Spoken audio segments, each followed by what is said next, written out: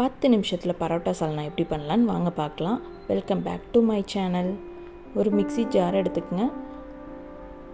தேங்காய், சோம்பு, கசகசா, முந்திரி இது எல்லாத்தையும் சேர்த்து நல்லா ஒரு பேஸ்ட் மாதிரி அரைச்சி எடுத்துப்போம். இப்போ இதை ஓரமாக வச்சிடலாம். இப்போ ஒரு குக்கர் எடுத்துக்கங்க. அதில் 2 டேபிள் ஸ்பூன் ஆயில் சேர்த்துக்குங்க. ஆயில் ஹீட் ஆனோடனே பட்டை, கிராம்பு, ஏலக்காய், சோம்பு சேர்த்து நல்லா வதக்கி விடுங்க. இப்போ 2 வெங்காயத்தை கட் பண்ணி அதையும் சேர்த்துக்குங்க. 3 பச்சை மிளகாயும் சேர்த்து வதக்கி விடுங்க.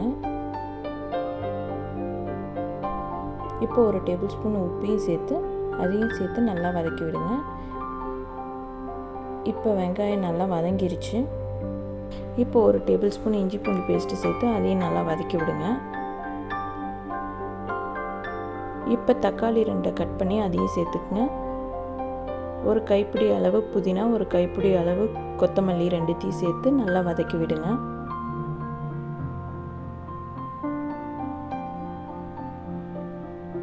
இப்போ நல்லா வதங்கிருச்சு. இப்போ மஞ்சத்தூள், மிளகாத்தூள், மல்லித்தூள், ஜீரகத்தூள், கரம் மசாலா சேர்த்து நல்லா மிக்ஸ் பண்ணி நல்லா வதக்கி விடுங்க.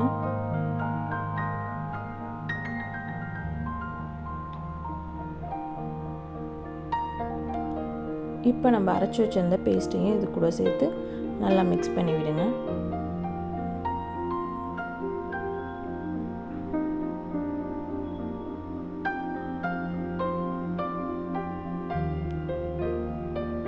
இப்போ 2 கிளாஸ் வாட்டர் ஆட் பண்ணிக்கலாம்.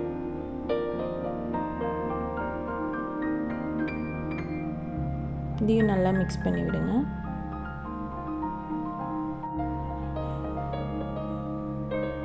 இப்போ குக்கரை க்ளோஸ் பண்ணிவிட்டு ஒரு 4 விசிலுக்கு வச்சு எடுப்போம். இது பண்ணுறதுக்கு 10 நிமிஷம் கூட ஆகாது. இப்போ வெயிட் அடங்கிருச்சு. ஓப்பன் பண்ணி பார்க்கலாம்.